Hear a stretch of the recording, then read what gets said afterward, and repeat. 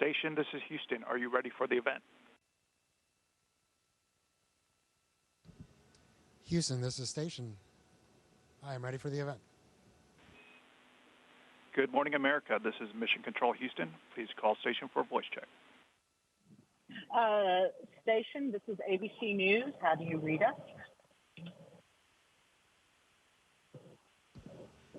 Hi, good morning. I hear you loud and clear. How do you hear me? I hear you loud and clear as well. So let's start with, you know, you're going to break a record, and I know records are made to be broken, but how significant is this record in terms of what we learn about human beings and our endurance for long-term space travel? Well, hey, Gina, good morning, and welcome back. It's great to have you with us on the International Space Station once again. You know, it's an honor to be able to be considered one of the people that's going to have spent a year in space. And so, yeah, for sure, this record will soon be broken again, and that's great because that means we're continuing to press forward. And I think this is really significant in the sense that it teaches us that the human body can endure, it can adapt, and as we prepare to push back to the moon and then from then onward onto hopefully Mars and further on in the solar system, I think it's really important that we learn just how the human body learns to adapt and how we can optimize that process so that we can improve our performance as we explore further and further out from Earth. As a physician, what changes have you noticed in your body? I knew some astronauts that they got taller in space. Did you sleep better? Did you sleep worse? I mean, how have you documented your year in space for yourself physically? Yeah, you know, we actually just measured ourselves the other day for our return trip because you got to make sure you still fit in your spacesuit, your pressure suit, and your seat in the Soyuz. And it looked like I had grown for about 3 centimeters. Unfortunately, that is not a permanent change. You know, essentially your discs in your spine tend to expand a little bit because of that lack of gravitational pressure. And so that change goes back to your normal within about 2 weeks of getting back to Earth. You also see a lot of fluid shifts up here. Again, because of the lack of gravity, a lot of the fluid that normally sits in our legs will tend to come up in your body, and essentially, you know, you get a little bit of more fluid in your face and your upper body. You adjust quite a bit in your first month here, but that tends to be a permanent change while you're here. And again, once you go back to Earth, all the fluid redistributes itself within the body, and you pretty much go back to your normal appearance within a couple weeks. Talk to me about sleeping in space. I know they've made changes in the space station with lighting. What is sleep like on the space station? Better, worse? How much better or worse did you sleep up there? Well, you know, for me, it's been wonderful, to be honest. Again, I've had a 25-year Army career, so I've been really rough on my body between a lot of helicopter landings, a lot of military jumps and skydives. I've done a lot to essentially earn some of the bumps and bruises that I've had in my body. And so the pressure that you feel in bed while you're on Earth is completely gone up here. And so you're completely decompressed, especially your neck and your spine. And so for me, that's been wonderful. You tend to just float in your sleeping bag. Your sleeping bag is really more to keep you in place so that you're not going around bumping everything in the middle of the night. And as far as the lighting, it's perfectly dark in our crew quarters. I turn off my computer and it's dark. There is kind of a permanent sound on station, and that's because of all the life support equipment that we have that has to run permanently. But honestly, that makes for some great white noise. So I've actually slept better in the last 10 months than I have in a long, long time. We talked to Laurel O'Hara, who's coming up next month, September, and she's looking forward to giving you a hug and bringing some treats. What advice are you going to be giving Laurel before she launches? What tips are you giving her? Yeah, I'm obviously super excited to see Laurel, both because she's a great friend and also because it means it's time to go home. But yeah, Laurel's going to do fantastic. I mean, we all get fabulous training. We have an amazing support team on the ground that just gets us so ready for this mission. So I know she's going to knock it out of the park when she's up here. And I would just tell her to really just take the time to enjoy it. Just like any job, it's really easy to lose yourself in the work and focus so much on getting it right and doing a great job, which obviously is very important up here. But every once in a while, you just got to force yourself to look up, or in this case, look down the window, out of the cupola, and just enjoy the beautiful view. And really just take a moment to appreciate how blessed and how lucky we are to have this opportunity and enjoy where we are. Part of what I think is interesting to people about life on the space station is your food. Do you get much choice in food? What were your favorites? What hacks did you find up there for your diet? Yeah, we actually get really great food. The one downside is that we have to rehydrate most of it. Some of it comes in the same little green packets that you see in military MREs or cans, especially some of the international partners tend to have a lot of their food in cans. But it all generally tastes delicious. But what I'm really, really looking forward to is just fresh food. I'm actually looking forward to a salad, not necessarily because it's healthy, but just having fresh, green food is going to be fantastic. Every once in a while, in the resupply vehicles that come up, we'll get fresh fruit. And especially the citrus, because it keeps well, we tend to get a lot of citrus. You'll spend just as much time smelling the peel of an orange as you do enjoying the orange itself. And that's just because of that freshness and that smell of home that you get for those few minutes. I think some astronauts that I've spoken to, I'm going to jump over to spacewalk because that really is a highlight of anyone's career. Can you take me back on what that first moment was, the first time you stepped outside? Yeah, it's amazing that it's been so long already. And I was blessed to be able to do 3 spacewalks myself and then take part in 8 spacewalks total while we've been up here.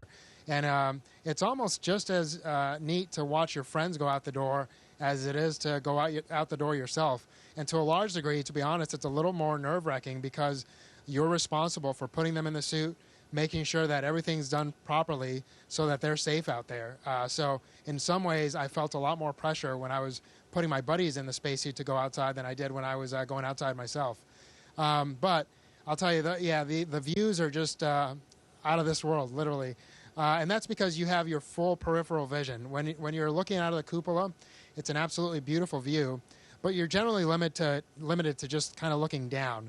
Whereas when you're outside, the helmet just allows us to see a little bit wider than 180. And so you're able to have an unobstructed view of the Earth and the universe. And it just makes you really appreciate how tiny we are, where we are, also how fast we're going. I mean, the movement, you would just appreciate it so much more when you're outside. So absolutely, I would agree. Those 3 spacewalks for me were the highlight of this year up here. I'm trying to remember, for your first spacewalk when you went out, were you in light or darkness?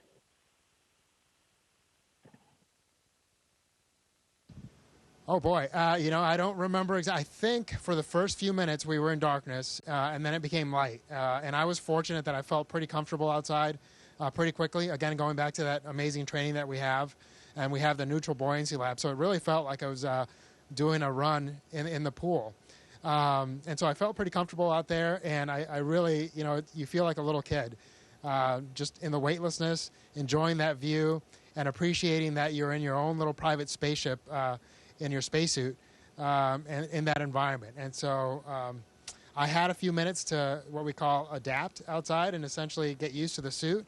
And I really just kind of spent it all looking all around and doing all sorts of movements because I was just having so much fun. So it sounds like if you kept a journal, I'm going to move on to that.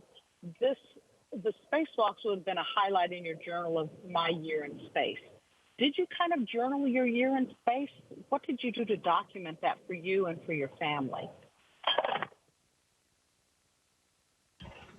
Yeah, I actually, sadly enough, I didn't at first. And then just recently, within the last few months, I have started to do that because I realized my memory wasn't as good as I thought it was. And that's just, again, because we do so much up here. We're so busy. that you quickly start to forget some of the things you did early on. So I started to keep a journal. I think it'll be super valuable down the road, and just to be able to look back and appreciate what this experience meant to us. Hopefully I'm able to take part in many more missions. Well, at least one or two more. We'll see what's in store. But the reality, I think the thing that I'll remember the most are my crewmates. I've been lucky enough to fly with 4 different crews by the time I leave, and that's been fantastic. The teams that we've worked with on the ground have been phenomenal. So, like a lot of things in life that have tremendous experiences, what you end up really remembering the most are the people, and that's been the case absolutely up here. You sort of led into my next question. As a first mission, this one was really pretty epic. What could possibly be better than this? What would your dream mission be, your next one? Well, I think what I plan on doing, at least, is really trying not to focus on that. I think it's really going to be important to go back, go home, and reconnect with my family first and foremost, because a year is a long time, and I've missed a lot of major milestones for our family. So I think I'm going to focus on that. And then the reality is, I have friends that are going to be coming up here and then going around the moon. And so my focus is going to be to help the team prepare for those missions, do everything I can to contribute to their success. And then once I get assigned down the road, we'll see what that mission holds. But I'll start to focus on that mission when the time comes. But there's a lot of things in between now and then that I think need to be a priority before I start thinking about that. It's been interesting watching your crew on orbit because you make it a priority to talk to school kids. I think you're promoting education and STEM for children. Out of all the kids groups that you've spoken with, what questions do you remember that really set you thinking? I'm laughing because I actually had a meeting just yesterday with some kids, cutest kids you've ever seen. They were all, a lot of them, I should say, were in the 4 to 6 year old group. So I had 2 questions that I really loved. One was, had I seen any T-Rexes in space? And unfortunately, I had to say no to that. And then the other one was if I had seen any mermaids, because I had described what looking at the ocean is like from up here. And so, unfortunately, I had not seen either T-Rexes or mermaids. But I just love the fact that we can enjoy the kids' curiosity and hopefully inspire them to great things later on in the future. I think it's interesting because one thing that the space station has proven to be very valuable with in the past, hopefully you have a slow hurricane season this year, but Earth observations from space and what it teaches us about our planet. What do you think you've learned about our planet from observing Earth for a year? Well, yeah, absolutely. You get a very different perspective being up here. The biggest one is how unique our planet is, right? You look out at the rest of our solar system, and all you see in general is darkness. And I think we just have to appreciate how special our planet is and do our best to ensure that future generations are able to enjoy our planet just as much as we have been able to. The other thing that you really appreciate is the fact that there are no borders and the fact that we as humanity can do amazing things. We've had humans in space now for 23 continuous years, and I don't think most people really appreciate how difficult this is and what a team effort it really is to have this achievement. And so the fact that you can look down and say, man, if we work together, we can do some amazing things. So all those things, they kind of sound philosophical, but just you learn to appreciate the fact that you're living it every day while you're up here. You're coming home in another month. Tell me what the process is for returning home. You just don't hop in a car and drive home. Is your body monitored, and what is the adjustment like for returning to Earth from space? Yeah, so kind of going back to your previous question, again, there's only been a handful of us that have been up here for this long. And so they try to capture as much science as they can, as quickly as they can, because our bodies are just so good at readapting. So as soon as we land, again, I came up on a Russian spacecraft, so I'll also go back and we'll land in Kazakhstan. And there'll be a NASA team there ready to fly me back to Houston. But right away, they get you in this medical tent and they start doing testing from about 10 minutes after you land. And we gather as much data as we can before we get on the NASA plane, which then flies us back to Houston. And within about 24 hours of landing, you're landing back in Houston and seeing your family for the first time. You know, after about 6 months in space, most people have a little bit of a hard time with their vestibular system and their equilibrium. So after 12 months, that can be a challenge even more so, although some people have done amazingly well. So I'm not sure how it'll be for me.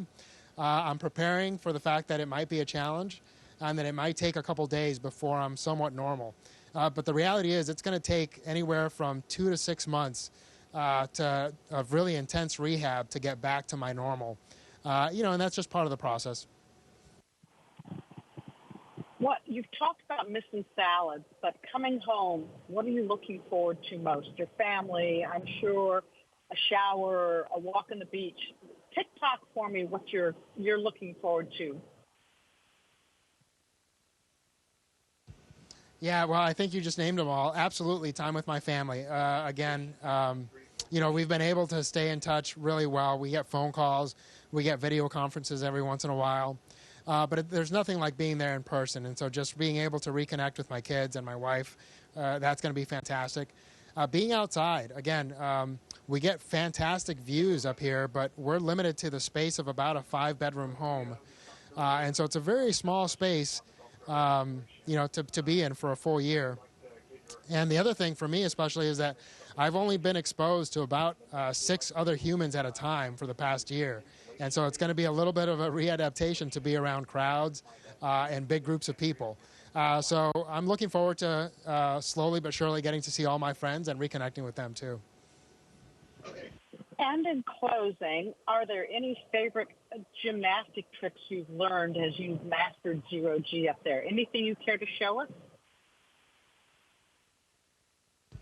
Well, you know, I think one of the hardest things for people to really understand is the fact that you just don't have a sensation of up and down, right? So if I jump up on the sidewall here, my body quickly adjusts to the fact that now this is my up and down. And so you might see me essentially standing on the wall, but it's amazing how quickly your brain adapts to just reference this now being up and down for me. And so something as simple as this for me is just super cool to appreciate, again, how adaptable our bodies and our brains are.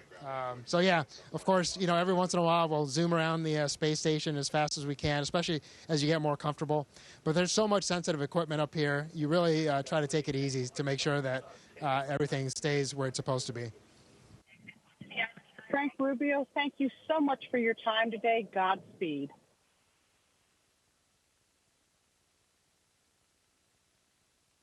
All right, Gina, thanks again. It's been an honor and a pleasure, and we'll talk again soon. Take care. Station, this is Houston ACR. That concludes the event. Thank you. Thank you to all participants from Good Morning America Station. We're now resuming operational audio communications.